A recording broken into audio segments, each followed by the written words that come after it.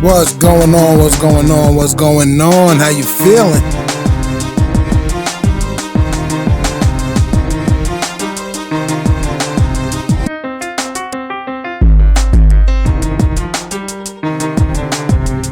Today is a good day.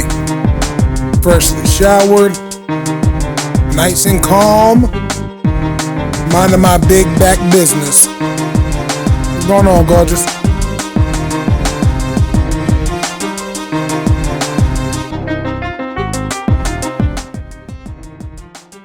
Now, as y'all already know, it's hot. It is so hot. It is so hot. So please give me grace on the fan buzz because it's hot. Okay.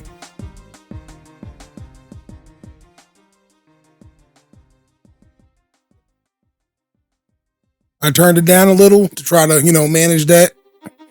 But today, it is Mental Health Monday here in the House of Kantrama. I am your host, King Kantrama, the man of madness, the curator of chaos. Don't start trouble in my house. Today, I want to discuss something that could be fairly simple, depending upon how you look at it. I want to discuss burnout. And just a heads up, this is also going to be recorded for YouTube. I will be starting a Mental Health Monday page this week that will host all of my Mental Health Monday clips, all of my Mental Health Monday streams as well. Because I think that it's necessary if I plan on actually getting something done around here. You can't move partially and expect a complete job. It's just not going to happen. Thank you. But when it comes to the world that we live in, I think that we are now experiencing a huge load of burnout. For those of you who are just walking in, this is the House of Kantrama. I'm your host, King Kantrama, the man of madness, the curator of chaos. Don't start trouble in my house. Today, we're here to discuss burnout on Mental Health Monday and why it is so important that you manage your burnout. Now, what is burnout?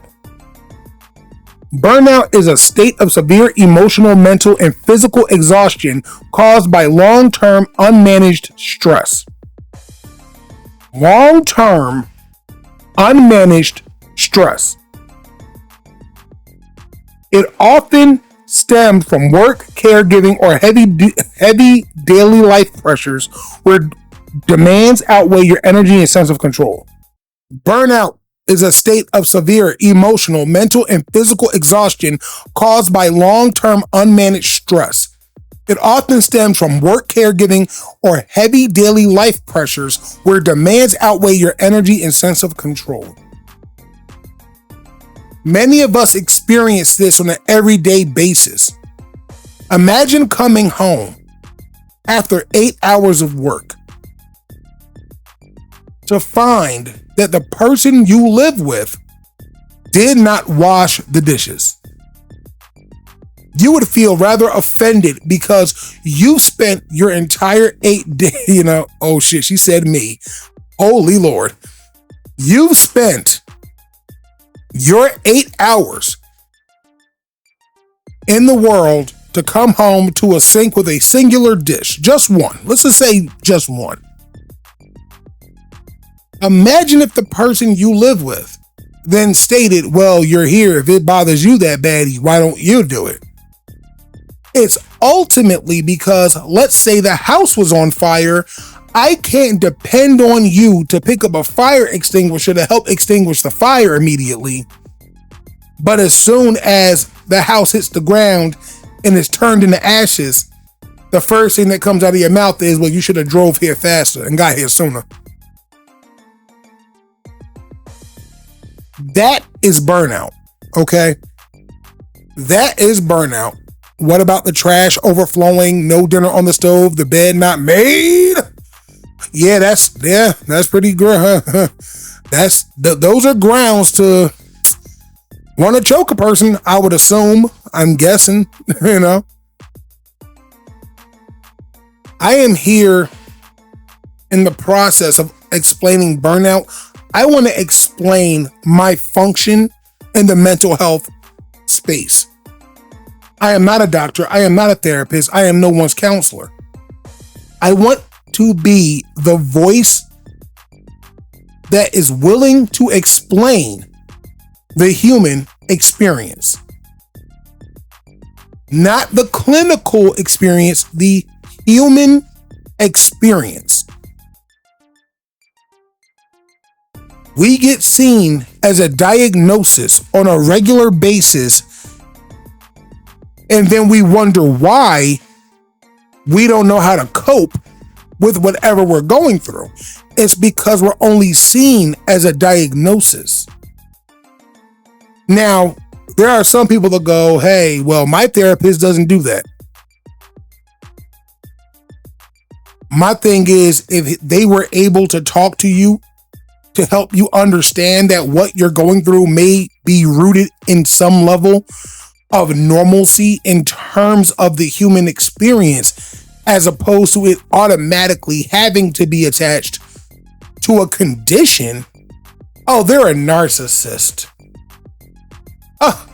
They're a narcissist. They're just severely depressed and anxious. They're dealing with bipolar type 1. They're slightly schizophrenic. They have schizoaffective disorder. When you think you can pin the entire human experience down to a condition, you're likely to miss the human experience. These are the facts now. I understand that there is a psychology behind decision making, such as trauma, okay? The wiring of the brain. I understand that. But there is still the element of not being immune to the human experience. That's necessary, okay?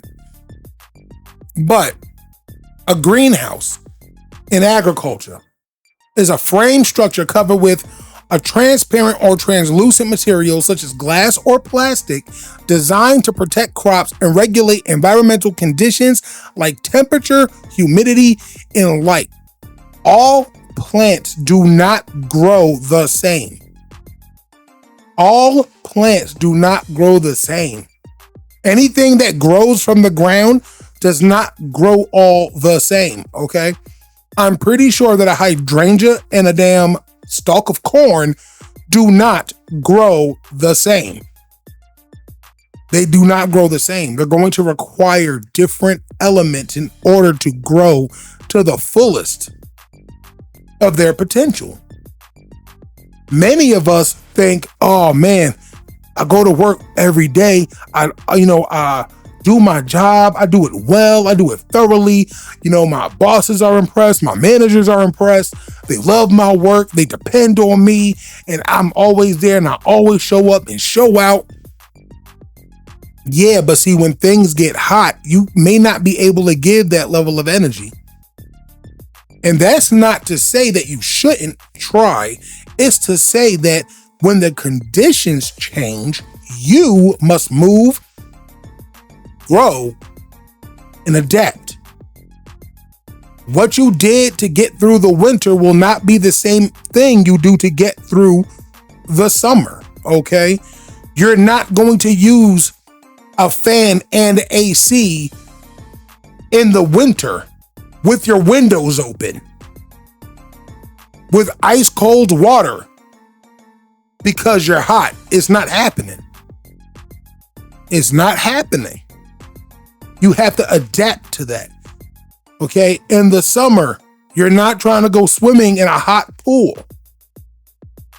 Mostly because if it's hot, somebody probably, pissed in it, but that's neither here or there. That's neither here or there.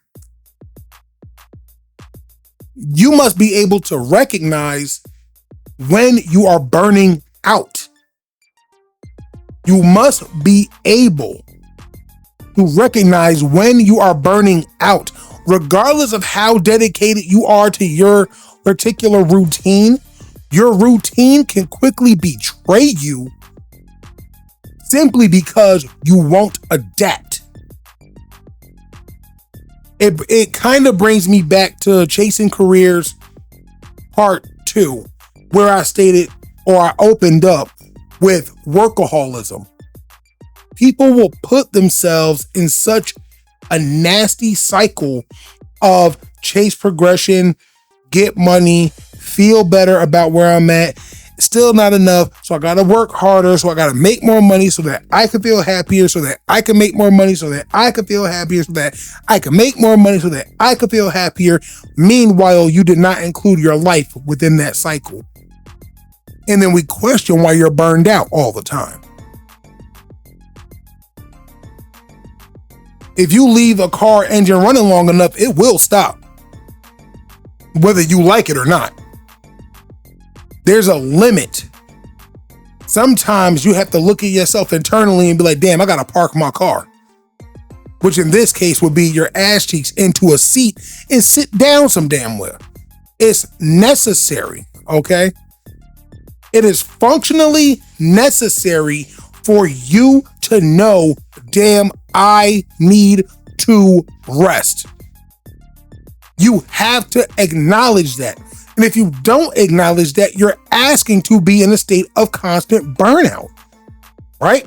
Common causes: heavy workloads, doing too much work with too little time to rest,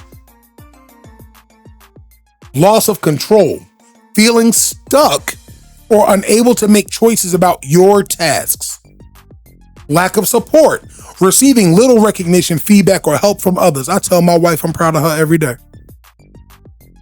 And I love her immensely. I tell her that every day. No matter what, in some format or another. Because I need to reassure her that she will be recognized when she does anything great. Especially when she won't give herself rest. But that's where it's my job to step up and help her find that rest. So that's where we at right now. Myself in chat. Recovery steps. Set boundaries. Say no to new tasks and protect your personal time. Rest. Take breaks. Sleep well and step away from your normal routine. Seek support. Talk to a professional, friend, or counselor if feelings get too heavy. Professional, friend, or counselor. Right there is where I go. And also talk to people that are going to be objective. Because if they are amazing husband, it took me a second to read that. I was struggling. Oh shit. But there is a space here where you can be better and do better, but you have to speak to people that are truly objective. Because I know this is going to sound really cold, but I can make you feel better all the time. I can't correct your problem. My job, or my ability, I should say, is to be aligned with making sure that you are capable of understanding why you are where you are. And I can give you a list of conditions all day long, but those conditions don't make a difference when you aren't even willing to look at yourself and go, you deserve a moment of silence and rest. I cannot stress that enough. Let's look up some interesting cases on burnout if we can, okay? Let's see what we can find.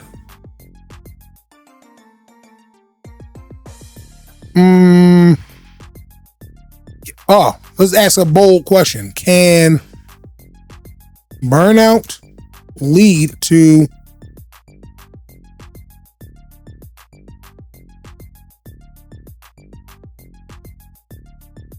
See this? They didn't even give me actual answer. Let's just click AI mode and see what they say. All they do is tell you, yeah, go to a hospital. See that? That right there, to me, is the pinnacle of the problem. That is the top end of the problem, because can burnout lead to suicidal thoughts? Stressful life events such as the loss of a loved one, legal troubles or financial difficulties, and interpersonal stressors such as shame, harassment, bullying, discrimination, or relationship troubles may contribute to suicide risk, especially when they occur along with suicide risk factors. Why didn't they just say that? But the reason why this is so important is because many of us have that ideation. Now, what is an ideation, you may ask? So that you know I'm not talking out of my entire behind, I'm going to pull it up and we can read it together so that we're on the same page, right?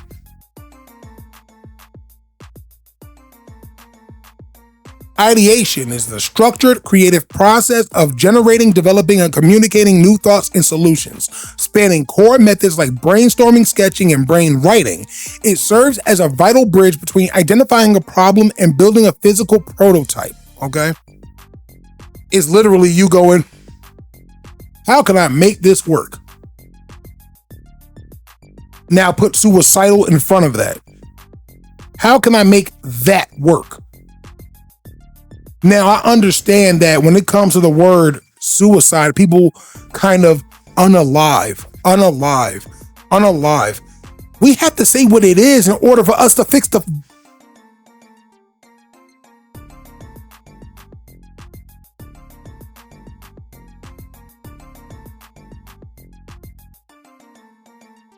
I really just had a passionate moment and I had to reel it in.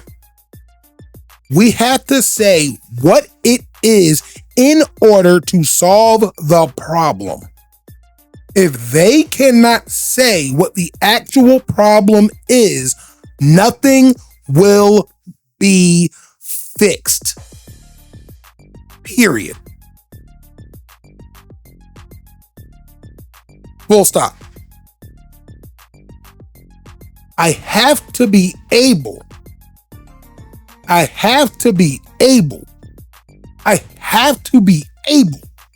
to say what is actually wrong. Because if you pick up a clinical book of any kind, you're not going to see the word unalive in it. Okay? Lives are on the line every day due to... Lives are on the line every day, no matter what we do, no matter where we go, no matter how we behave. The least we can do is be honest about the things we're actually going through. If we can't do that, then your position as a professional is meaningless. You'll give 1,001 prescriptions, but won't actually listen. We have a problem.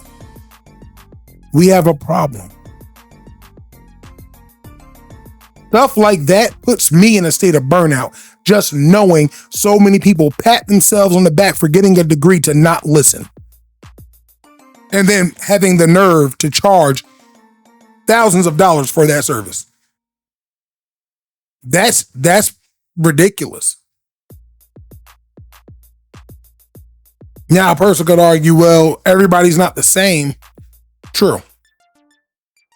But I would also like to argue that there are far too many people in this field against the amount of people that need someone to listen to them. There is too many of y'all in this field and y'all don't listen enough. I will argue one off is bad enough. If I run an airline and I have one bad pilot and that pilot crashes a plane, my airline could be done from one crash. 20 years of dedicated service, one crash. They're going to look at me and go, I don't know. Looking kind of unsafe up there. I don't know how to feel about that. It's bound to happen because that's what comes with the territory. It comes with the territory of looking at things hyperclinically. And that includes things like alcoholism, drug use, drug abuse, sexual turpitude. All of that is ingrained in burnout because your burnout leaves you with nothing left. It puts you in a position where any decision becomes a good decision. And I don't think we want to live in a world full of people who are on their last wits. Because then you get the purge, and for those who don't know what the purge is, look it up. I'm not going to do it. Okay? If you don't know what the purge is, take your time and look it up. Because that's what burnout can lead you to, which brings us back to, can burnout lead to suicidal thoughts? The short form answer is yes, they can. Yes, burnout can lead to that. Primarily because all that's left, see, look, thinking a little longer because they're trying to talk around the situation rather than give a straight answer. There we go. What are the signs? Oh, see, mental burnout symptoms include constant exhaustion, emotional detachment, and poor focus, as we discussed in the first tab, right? It comes from long-term stress. It does not go away with normal rest. If you need support, you can contact the SAMHSA National Helpline for free, confidential help. They will immediately send cops to your house. They will do that in a heartbeat if they think that you might be a danger to yourself or somebody else. Okay? But see, now, here's where a lot of how can I say? This is where many processes that we have as human beings, this is where we start falling into burnout, is when we feel hopeless, stuck, or like a failure. When they want to do the suicidal rating assessment to see where you might be on it, they ask you these questions. They ask you these questions right here. Based on these statements you see right here. Do you have trouble focusing? Are you always angry, cynical, or annoyed? Not cynical per se, but they'll say, are you always annoyed? Do you feel hopeless, stuck, or do you feel like you're a failure? Do you feel like do you feel like you're a failure to your family? They try to see how isolated you are. They try to see how depressed you are. They try to see how angry you are. They try to see how tired you are. And then they come to a grand conclusion about where you stand on the suicidal rating assessment, right? I think it's called the CSRSS. Let me see. CSRSS, I think. Yeah, the Columbia Suicide Severity Rating Scale, see? That is what that is. And look, so y'all know that I'm not just talking out of my behind, see? While burnout itself is an occupational stress syndrome rather than a formal mental illness, as we stated, the deep mental drain it causes can break down a person's ability to cope. And all of a sudden, we have an answer. Because when you're stuck in a constant cycle of what do I do next? How do I operate? Where do I go? What's next? How do I get to the next level? How do I progress? How do I do this? How do I make it so that my life is as good as it could possibly be? What can I do to actually get to the future that I demand myself to have? What do I got to do to find the perfect spouse? What do I got to do to get the perfect house? What do I got to do to have as many children as possible? What do I have to do to not look like a whore when I do it? There's so many little things that add up to the big stress in your mental state and your emotional state, which further affects your mental state. There are layers for your own survival, and to pretend that following the cycle that got you here for the rest of your life is going to pull you out of it. Oh, well, you should have left the greenhouse a long time ago. You should have left the greenhouse a long time ago. It's wintertime and you're in a greenhouse with summer conditions, but you need the cold air for your leaves to for your bulb to blossom. But you keep sitting in the greenhouse because you're used to it. And then you wonder why you never grow. Right now, I'm far beyond the greenhouse. I have to adapt or else I won't survive anywhere. Essentially, my soil is concrete, and it's my job to root myself deep into the earth and get past that. That's a challenge that I have to take, whether I'm stressed out or not. I cannot afford burnout, even though I experience it every day. I understand the depth by which we have to make something make sense, but I also understand why we have such difficulty making things make sense. It's simply because of burnout, man. Let's see.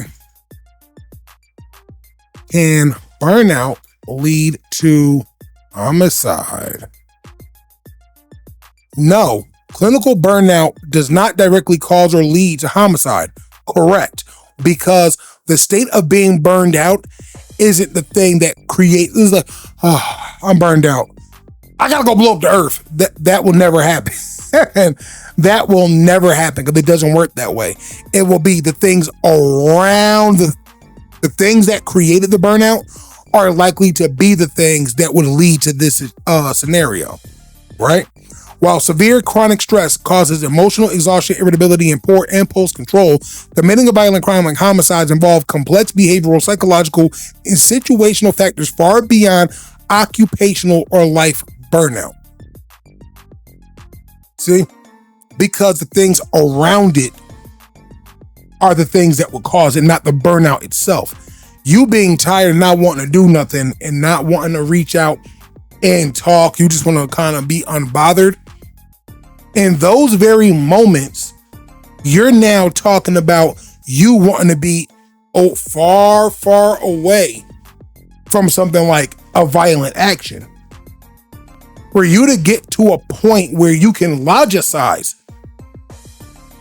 an action such as homicide, you already have to be wrapped about as tightly as you'd have to be. Your mind would have to be tied as tightly as a loose sandal. That is where you would have to be. It takes a lot to go to the upper echelon of rage and pure disregard for human life. But think about it. Burnout is more likely to lead towards suicide than homicide, due to the psychological factors, which, by the way, is where the clinical aspect will come in. That makes sense. But to ignore why a person would reach that point and then say, oh, nah, it wouldn't happen just because you think clinically you're correct while ignoring the human experience, that is where I find my problems with these things. Anywho, let's look it up. Definition of burnout, again, is an occupational phenomenon marked by emotional exhaustion, cynicism, or detachment, and a lowered sense of accomplishment due to unmanaged workplace stress. When it comes to burnout, it can apply anywhere. Any place where you have to dedicate your effort, energy, time, thoughts, processing, that's a job, goddammit. That's what that is. That's why so many stay-at-home mothers feel like that's a job. However, for the men that say it's super easy, what a lot of women don't realize is that when you have nothing to do, you literally have nothing to do. Or when you only have to watch the kid until they go to school and then you have an entire day of doing whatever you want to do, eventually that will wear you out. because it won't be enough. It won't be enough. And the men are okay with it because they're tired of doing too much as it is. They're burned out from their everyday living as it is. So to have the ability to not have to go through that, oh, they'll sign up for it every time. Especially if it's allowing the woman to kind of thrive in a way that that she wants. Or that warrants this kind of burnout. Now, behavioral effects. Extreme fatigue can impair judgment, cause frustration, and lead to withdrawal or self-directed harm, such as suicidal ideation. We discussed that. But it does not trigger homicidal intent. Violent separation of causes. Violent acts stem from severe underlying psychiatric conditions, antisocial personality traits, personal history, or acute situational conflicts, not from being overworked or exhausted. They are doing what I call a one-to-one, right? When I say one-to-one, I refer to the act of something being a direct cause of an outcome. Me throwing a match in a pool and then a fish choking on that match and dying somehow, then someone bringing that fish home, barely cleaning it, but throwing it in a pan to try to eat it immediately, then that match lights on fire, and for some reason there was a loose gas thing on somewhere. If I then said my match blew up their house, there is no one-to-one causation there. One-to-one is causation, but there is literally no, this thing is literally the direct outcome of this thing. Okay? This isn't true. This is not true. There is no instance by which these two things are going to ever be in direct relation to each other. However, it is safe to say that when you're in a state of burnout and you're extremely tired and you're worn down and you have very little left in you, you're more likely to take yourself out of the equation than you are to take someone else out of the equation. But I would like to argue that if I am extremely tired because of a situation and that situation is leading me into burnout, and I'm mad that this situation is so overwhelming that it's creating a realm where burnout can happen and be consistent, that would cause homicidal intent. I don't care what anybody says. That would cause homicidal intent. But key things here. Acute situational conflicts. You going to work every day ain't gonna make you want to kill a person until you realize your landlord jacked up your rent 30 times, and that's why you've been working 70 hours a week instead of the typical 50 you're used to. And you only get 168 hours a week. That's crazy, right? If you spend 80 hours at work, you're supposed to spend 8 hours sleeping. That's already 160 hours. I'm just saying.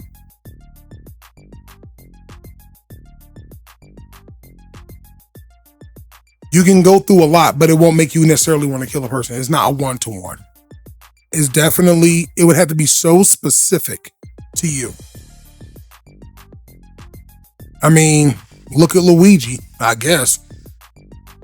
Some people loved him for what he did. I mean, can you blame them? If they're so tired of being manipulated, it'd be like holding a person hostage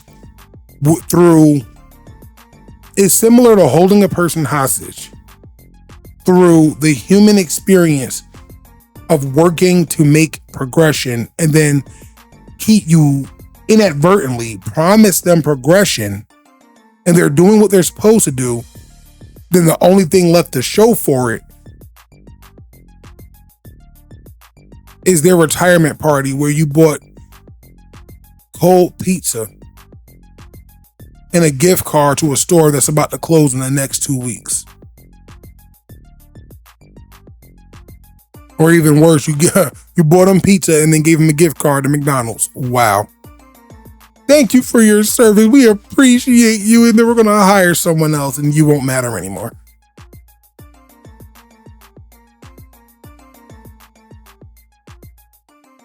That would be room for something to happen, but that is what you would call an acute situational conflict. At least I would call it that. Now, I could be wrong, but I mean, that's why we do this. I'm only here to speak on the human experience.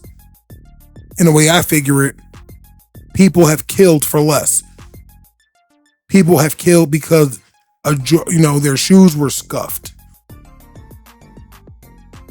People have killed because it was a random Wednesday and they felt like causing some chaos. Or it was a random Halloween and they wanted to party before, for initiation night. It's normal for some people to be like that. But when it comes to it being a one-to-one, it will never happen. You are not going to be, oh my God, I'm so tired of coming to this job. I feel like I'm not doing enough of this job. Oh my God, it feels like bills are piling up. Things are going crazy. Oh no, I don't know what to do with my life. I don't know where to go. Let me go shoot up a school. You'll never do that. That doesn't make any sense. In any functional, rational way, that doesn't make any sense. There has to be a reasonable middle ground for all of these possible outcomes. But it's hard, man. It's hard to live knowing that you don't get a choice in how any of this really goes. You don't get a choice. You can only do what you can because that is all you can do. Burnout is heavy. Let me see. Worst cases of occupational burnout.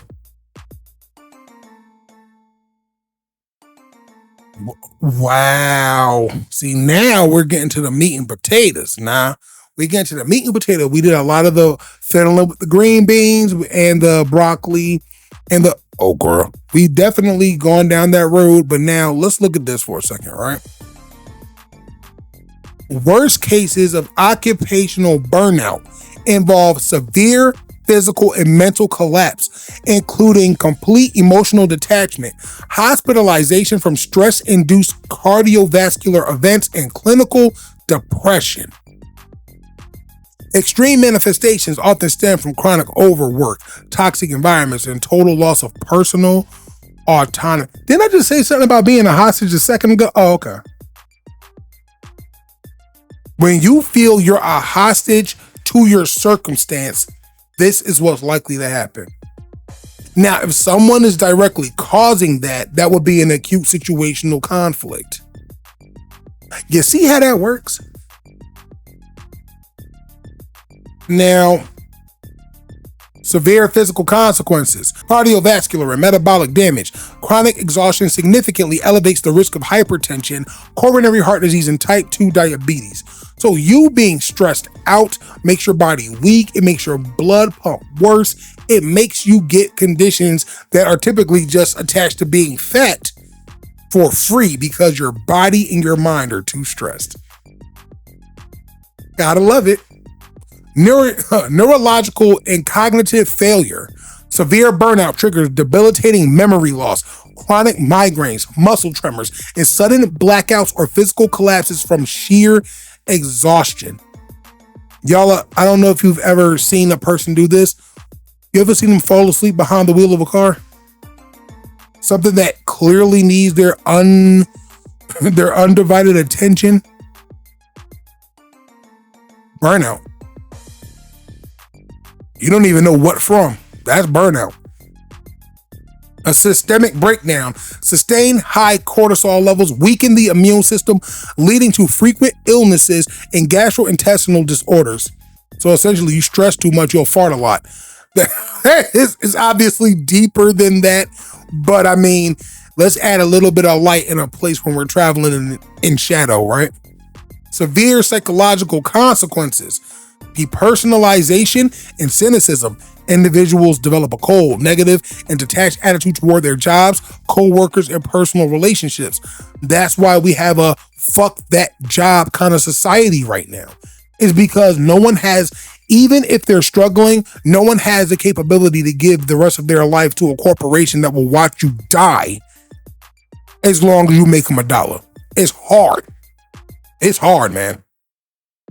And, God forbid you're in a state of being disabled. That's just adding to it. Major depressive disorders. Severe work stress frequently transitions into clinical depression, generalized anxiety, and acute suicidal ideation. That means it's going to hit you in the mind like, it'd be easier if I just let it go. It will hit you like a needle. That's how acute it will be. Substance abuse. Many turn to alcohol, sleeping pills, or excessive stimulants as desperate coping mechanisms to endure toxic workloads. See, now that right there is going to make me have to have a conversation with somebody. That's definitely going to have to, I know exactly who I could talk to about that. And I'm going to see if I can save their lives. I'm not going to put them out there. Just know that I got a job to do. When we're discussing burnout, we have to discuss how rampant it can become. Not how rampant it is, but how rampant it can become. And yes, I understand totally that it's very hard to, how can I say? It's very hard to win in certain scenarios like that. But we have to understand that you have to give yourself a break. We have to understand that. You have to give yourself a little bit of respite, right? Or respite. You have to give yourself a chance to breathe. You cannot work you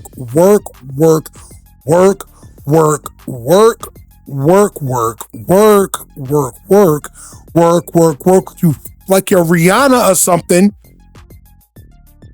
You can't do that 24/7. You cannot let the engine run all day long and think that a year from now it's going to be fine.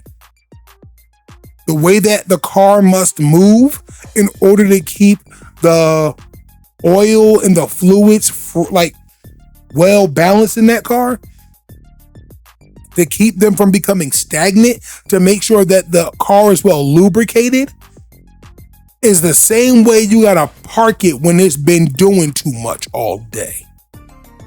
It's the same concept. Yes, you have to give yourself a damn break, people. And mind you, I'm at a point right now where I'm not trying to give myself a break. And I still find the ability to get a break because it's necessary.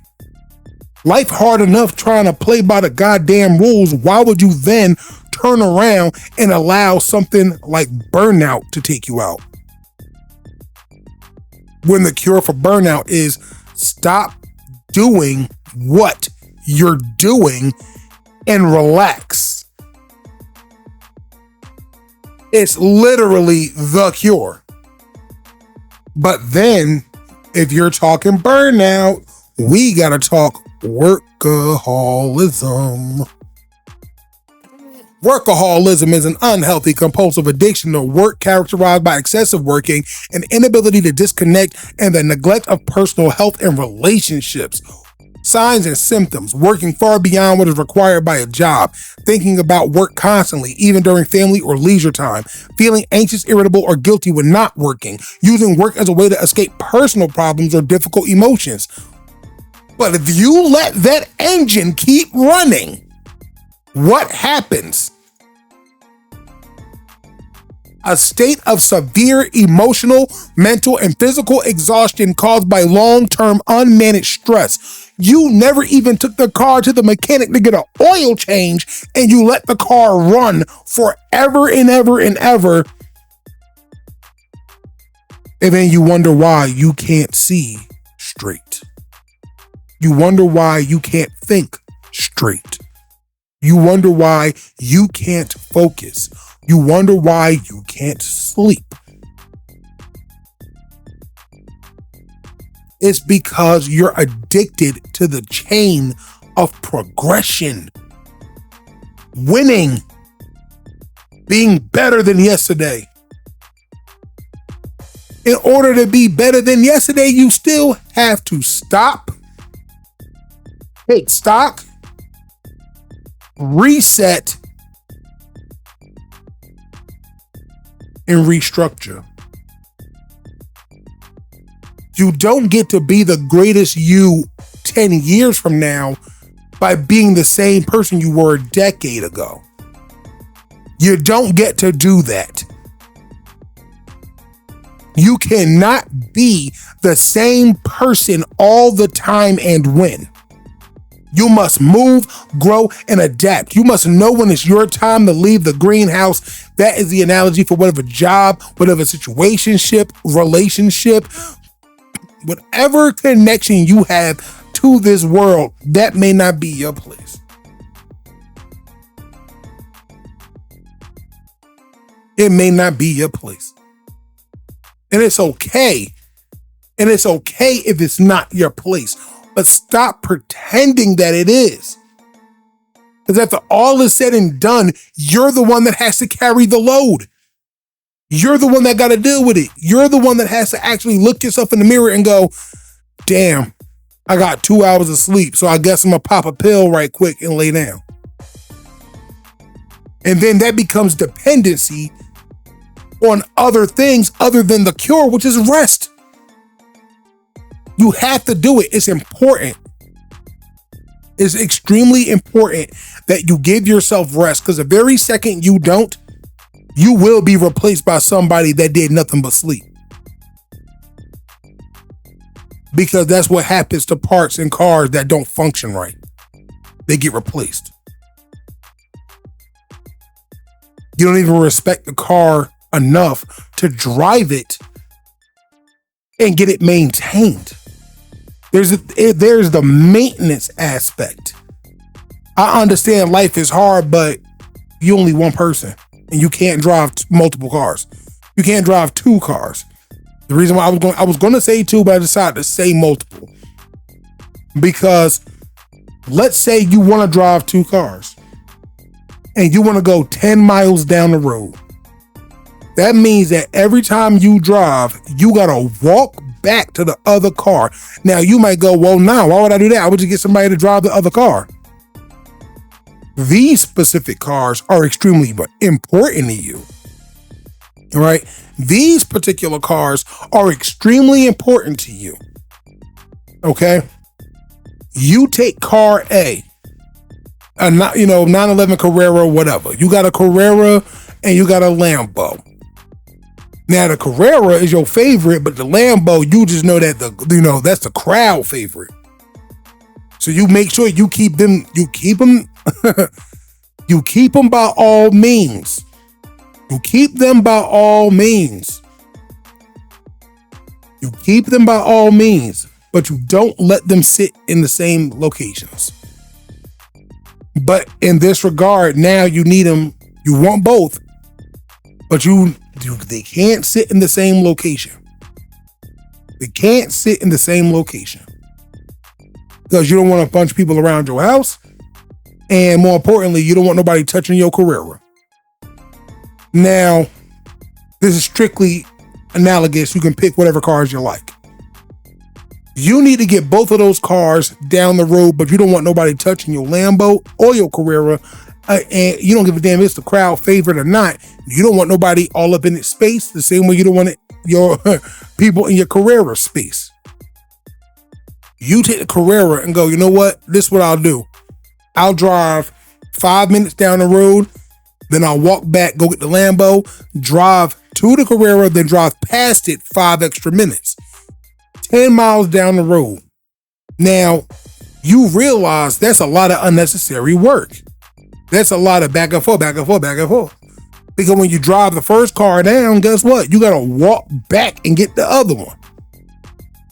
So let's say 5 minutes out, let's say 5 minutes out, right? A mile a minute, a mile for every minute at 60 miles per hour. You have to drive 60 miles per hour. But you're doing it twice because you're doing it for each car. So you would have to be a moving motherfucker in order for you to get your cars where they need to be in a timely manner. Okay? So for you to move a mile, and you got to go 10 miles out, you got to go 10 miles down the road in order for you to get these cars where they got to go, you're driving about 20 miles. But you're walking a mile in between each of those 20 miles. You're walking a mile between each car transition. Okay? So you drive the first mile, you walk back. Get the Lambo, you drive the first mile, then you drive on to the second mile, but you gotta walk back a mile. Then you gotta drive again another 2 miles and then walk back a mile. Another 2 miles and walk back a mile. You gotta do that over and over and over and over and over. But this is what people fail to realize. And this is pertaining to burnout. By the time you do that the 5th time, your ass is gonna be like,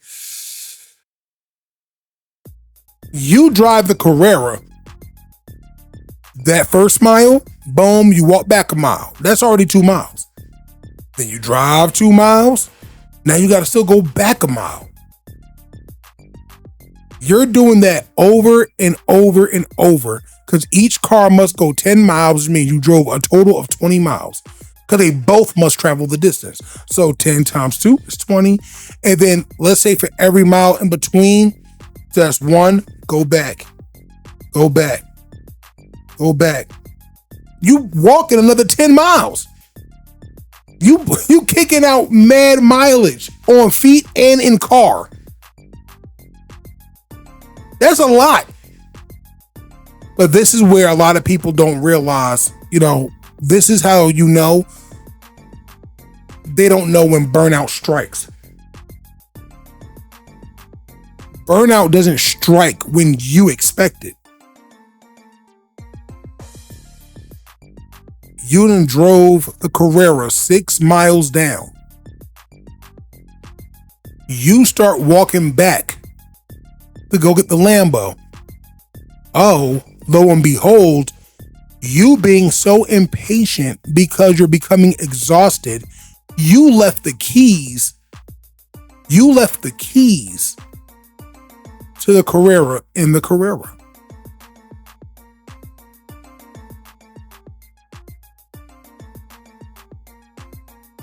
So when you drive the Lambo, or when you start walking toward the Lambo, you don't even realize that Carrera long gone. You don't even know when it happened. You had it running on the side of the road and you forgot. You were just so exhausted that you just did not take the key. You just did not take the key. You're not even sure if you turned it off. So now you're in a bit of a panic. So you say, oh shit, you halfway into that mile. You're halfway into that mile. You say you love your Carrera so much. There's nothing in the world I wouldn't do. The Lambo's a crowd favorite, but Carrera my favorite. You get back to where the Carrera was, boom, the Carrera gone. Long gone, never to be seen again. So now, not only did you walk half a mile and then walk back, you then walked another mile from where the Carrera was back to the Lambo, only to find out that the Lambo gone too. And why did that happen? Because when you got out the damn Lambo, you being in a rush to get back to your main, you know what you did? You left the key in that motherfucker too. You left the key inside the Lambo as well. You didn't leave it run. You knew you didn't leave it running. You double checked. You just left the key in the seat and you didn't lock the door. And somebody now ganked you and you still got to go 10 miles out, but you made it to mile 6 where you could always walk. You could always walk. Do you know how exhausted you would be after all of that? When all you had to do was go, you know what? I'm going to take the Carrera down first, make sure it's safe. Then I'm going to take some transportation back to the Lambo, and then I'm going to bring it down to make sure it's safe. You could have did it that way, but no, you overworked yourself in the name of trying to find easy progression so that you don't have to do too much. Because you know that once you go them 10 miles out, you got to wait, and you don't want to necessarily wait a day, because what if somebody steals it? But meanwhile, you created the scenario where the theft could happen of its own accord. And all you had to do was be patient and rest. You could have rested. And you resting, it would have given you a better decision-making process. You would have been better off by and large simply because there would be no reason.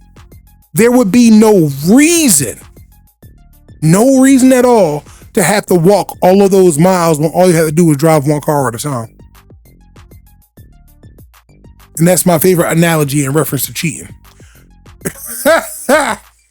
But it can also apply to you being burned out when all you had to do was do what you can, because that's all you can do, and relax for a goddamn second, and then you can continue.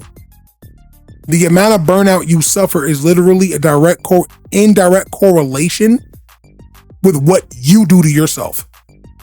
Is in 100% direct correlation of what you do to yourself. So if you are always tired because you constantly doing stuff, you can't blame the world for that one. Ain't enough progression in the world to make you look less stupid than you're going to look because you decided that choosing yourself in the sense of a work, or in relation to being a worker, you choosing yourself in relation to being a workhorse, to being the gopher, the minute you decided that that mattered more than you picking you because you deserve to be chosen as a human being, you signed up for the very issue you're fighting right now. You officially have chosen to become an addict of your own workaholism.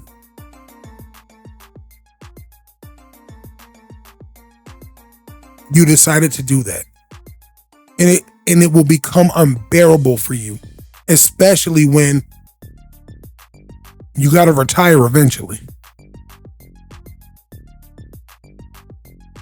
The best way to get the first car, the best way was to get the first car there, rest a day or two, and get transportation to the other and be patient about it. Correct, Coop. That's exact, and I said that. Exactly correct. You could have easily killed one whole day to just do the first part, relax your ass off, get fully rested, and then go handle the task in a reasonable way. But some people, when they experience burnout, they get impatient and they fail themselves by letting go of basic things. And the only thing they can say now is, man, I worked so hard and this is where it ended up. Yeah, because you didn't rest. If you were well rested, you'd be better planned. If you were well rested, you'd be much smarter than what you are or look like right now. That's what comes with the deal of being a person who doesn't want to experience burnout. But once you get to that point and you realize there's only so much left that you can do, especially since life ain't guaranteed. Oh yeah. I stopped trying to drive two cars a long time ago. I did that shit and ended up in an accident, and bada bing, bada boom, now I'm disabled and not even collecting disability. So I understand how messy, and I applied years ago. And it's an appeals, matter of fact. It's an appeals right now. But when we're talking about the function of burnout, you have to respect yourself enough to go, you know what? Nah, I'm taking a day.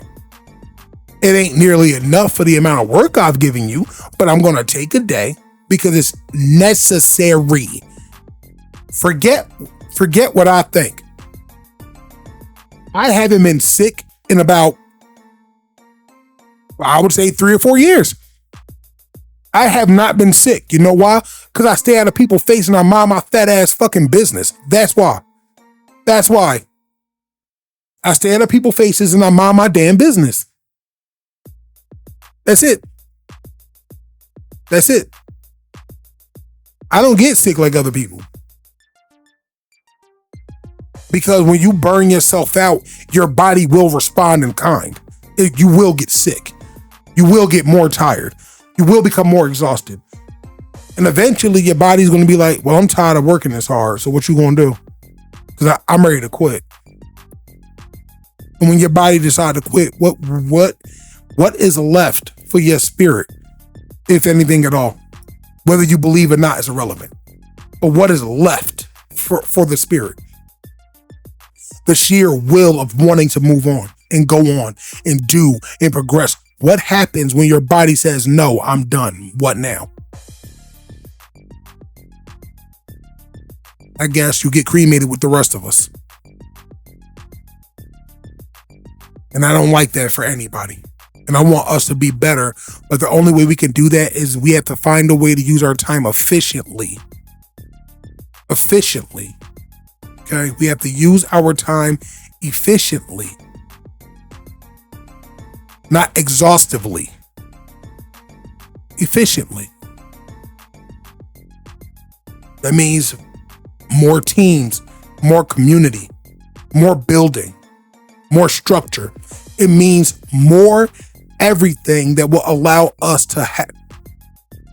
If I had to put $25 toward a $100 dream, and as long as the 100 is covered, the dream will come true, I would give 25 every time. There's always going to be somebody who goes, well, I'm going to just put up the 100 so that I know for a fact that it's going to be good. Yeah, but see, like I discussed in Chasing Careers Part 2 in reference to the minimum wage of the 1920s, or no, I think it was like 1938. I forgot my, let me see if I can remember. Minimum, yeah, 1932. 1932. Yep. No, oh, I was right, 1938. Oh shit, I was right the first time. Right? 1938. If you talking about making $100 toward a dream, but you on 1938 minimum wage, yeah, you'd be better off getting 4 people to come together and put the 100 together.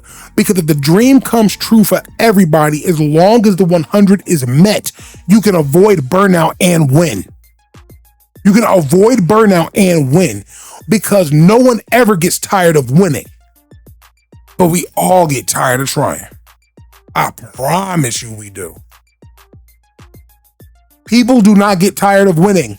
We get tired of trying. We get tired of trying. I will win 1,000 times. I'll never be mad at that. But if I gotta lose 1,000 times and never learn nothing, then guess what? Or let me put it in, less ironically, right? If the object of the game is to win,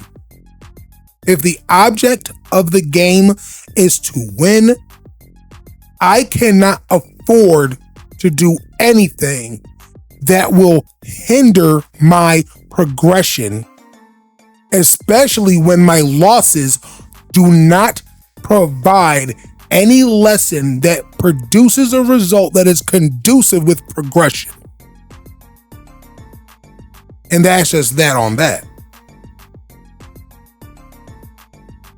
I will lose every day if I think I can beat you. But the very second I realize I can't beat life, the very second I realize life is the house and the house always wins. The sooner I come to terms with that, the sooner I can understand that my rest is well deserved, because I don't even get the choice to wake up. I don't get the choice to wake up. I don't get the choice to wake up tomorrow.